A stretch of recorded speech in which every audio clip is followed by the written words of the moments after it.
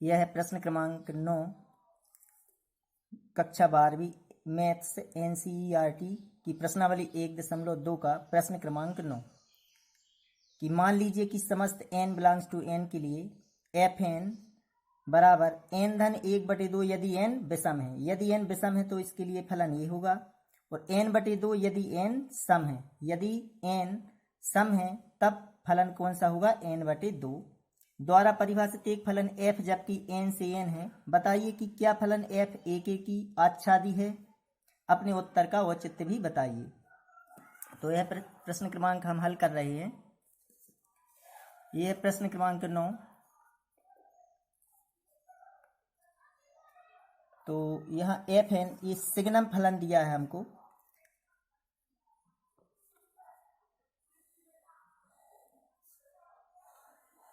यह फलन है f, ये दिया हमको n से n यानी प्राकृत संख्याएं, नेचुरल नंबर। तो यहाँ 1 2 3 डैश डैश डैश। यहाँ यदि हम यहाँ भी 1 2 3 4 डैश डैश संख्या, तो एक की फलन चेक करने के लिए अपन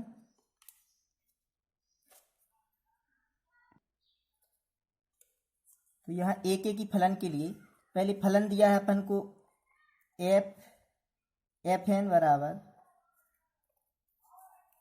बराबर है n-1/2 यदि n विषम है,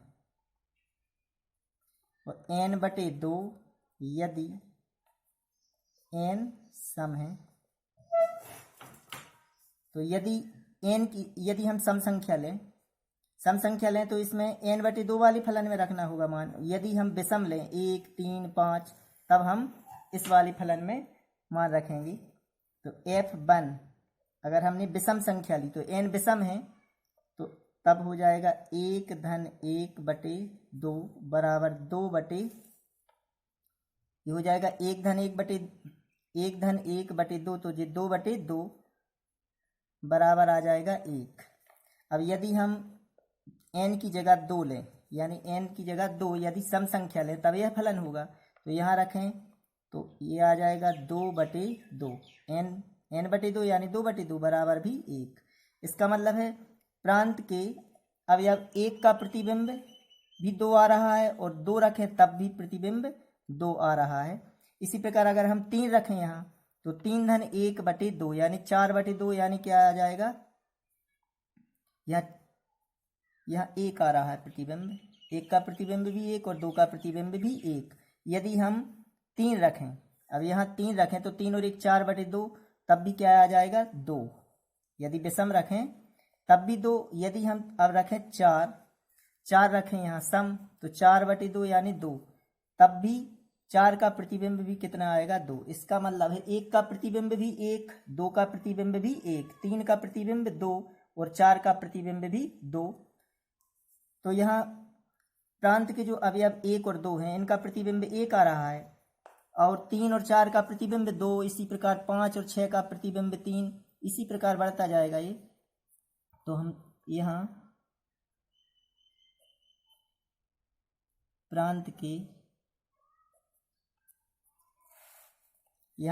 के अवयव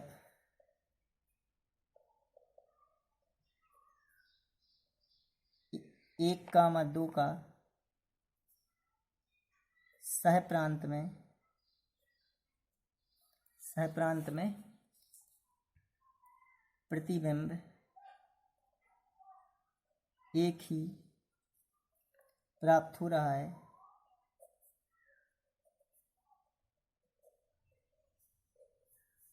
इसलिए फलन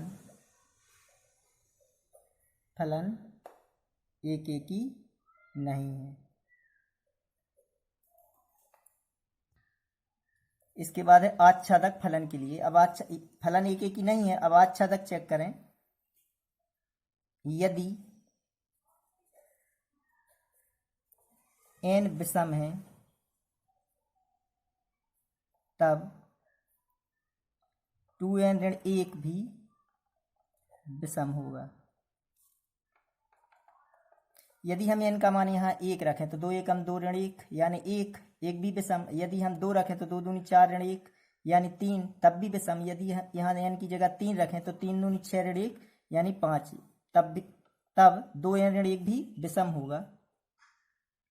इसलिए यदि 2 n ऋण 1 विषम है आच्छादक फलन के लिए तो हम विषम वाले फलन में रखें। यदि n विषम है तब एफ एन बराबर क्या है, n धन 1/2। यदि n विषम है तब एफ एन बराबर क्या होगा, एफ एन बराबर होगा n धन 1/2।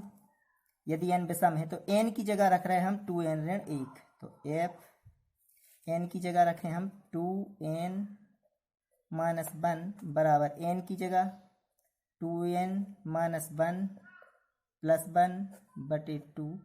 1 से 1 कट जाएगा, यहाँ आ जाएगा 2n/2, 2 से 2 कट जाएगा, यहाँ आ जाएगा n। यदि आच्छादक फलन में यदि हम यहाँ x का मान रखते थे तब यहाँ क्या प्राप्त करते थे, y। तो यहाँ हमने 2n ऋण 1 रखा तब आ गया यहाँ n। इसी प्रकार यदि n सम है तब 2n भी सम होगा, 2n भी सम होगा। क्यों? अब यदि n सम है तब 2n भी सम होगा, तो सम के लिए कौन सा फलन है, n/2। अब हम यहाँ n की जगह 2n रखें तो फलन है अपना fn बराबर n/2। अब n की जगह रखें हम 2n, तो f 2n बराबर यहाँ भी n की जगह 2n,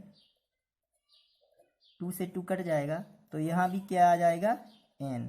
तो देखो यहाँ भी क्या प्राप्त हुआ, जिस प्रकार हम y प्राप्त करते थे यहाँ n प्राप्त कर लिया, यहाँ भी n प्राप्त हो रहा है। इसलिए यहाँ क्या हो गया कि जितनी यहाँ रेंज है उतना ही इसका कोडोमेन है। तो यहाँ परिसर बराबर है सहप्रांत के, सहप्रांत परिसर बराबर है सहप्रांत। इसलिए फलन f आच्छादक फलन है।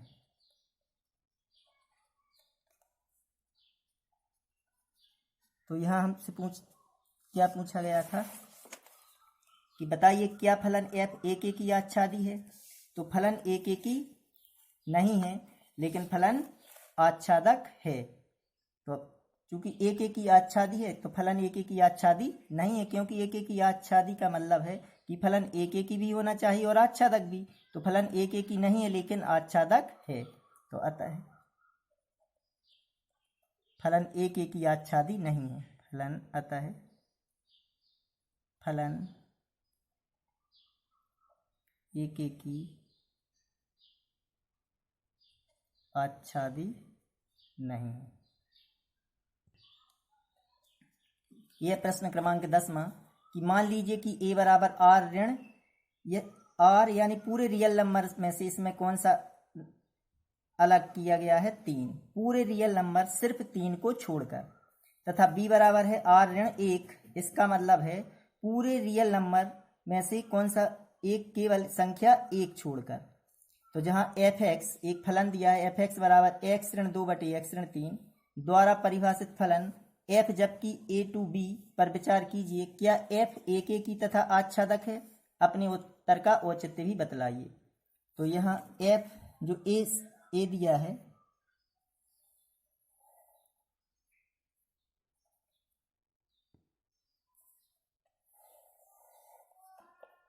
ये b, ये f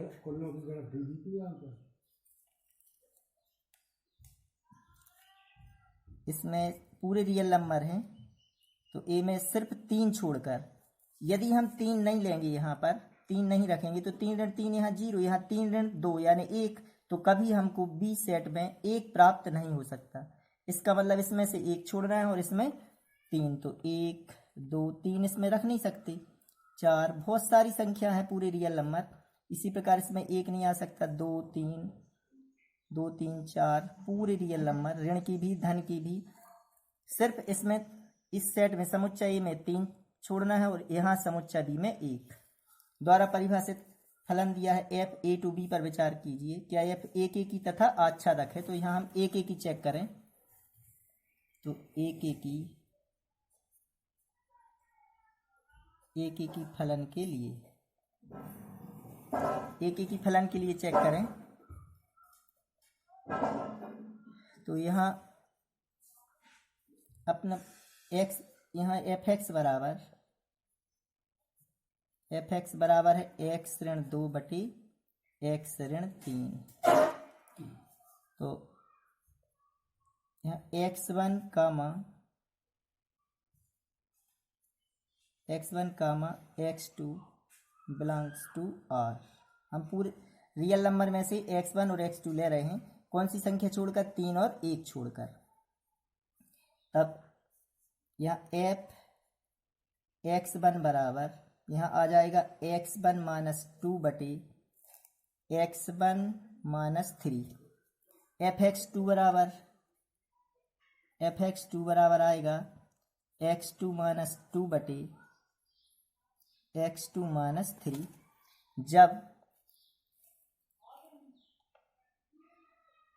जब fx1 बराबर fx2 लेंगे, यदि हमने यहाँ x1 बराबर x2 सिद्ध कर लिया, इसका मतलब है फलन एक एक ही है।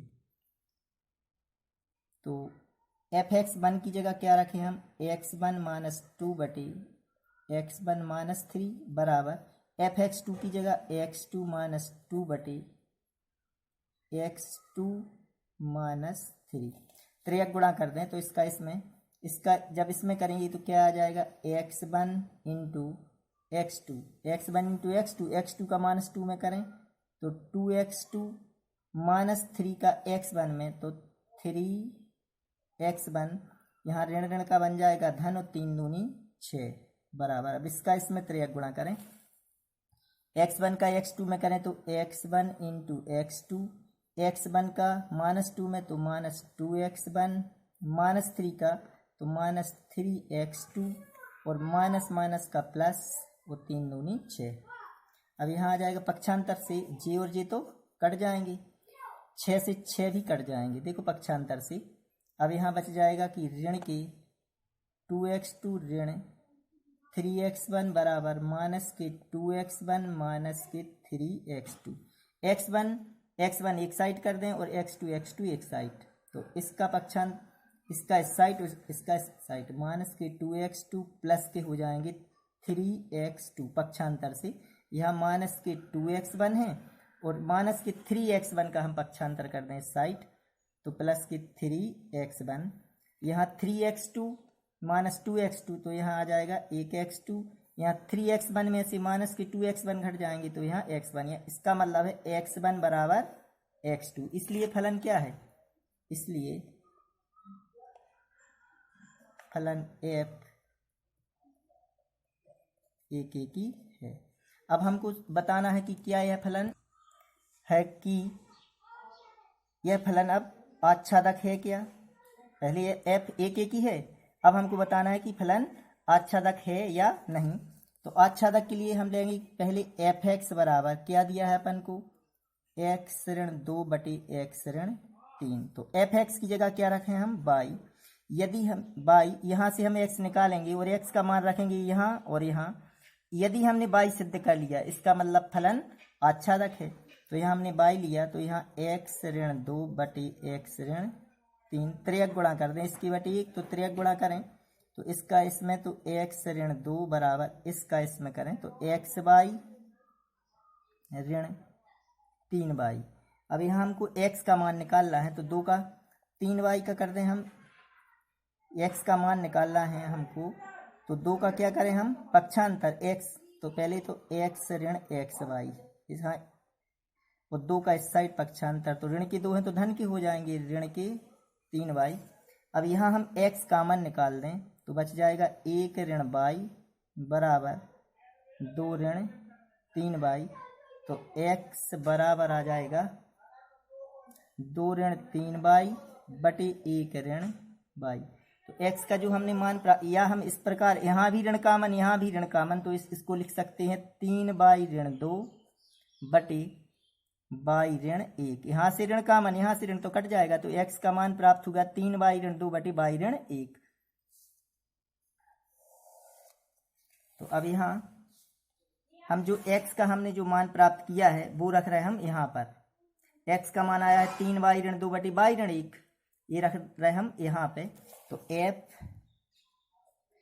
यहाँ x की जगह पे क्या रखना है, 3/2 बटे बाई ऋण 1 बराबर, यहाँ x की जगह पे यहाँ भी यही मान रखना है, तो 3/2 बटे बाई ऋण 1 और ऋण के 2 बटे, यहाँ भी यहाँ x का मान रखेंगे तो यहाँ आ जाएगा 3/2 बटे बाई ऋण 1, ऋण कितनी 3, ऋण के जो 3। अब इसको हल करें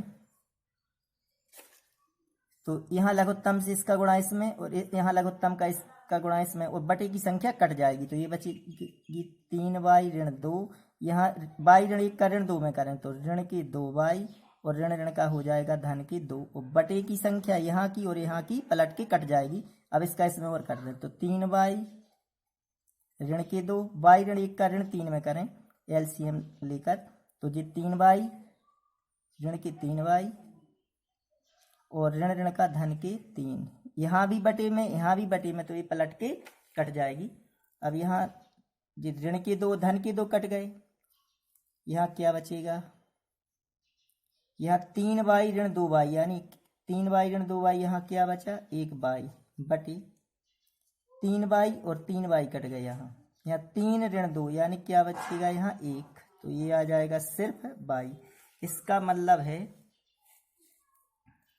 कि हमको क्या प्राप्त हुआ है, f 3 ऋण 2 बटे बाई ऋण 1 बराबर बाई प्राप्त हो गया।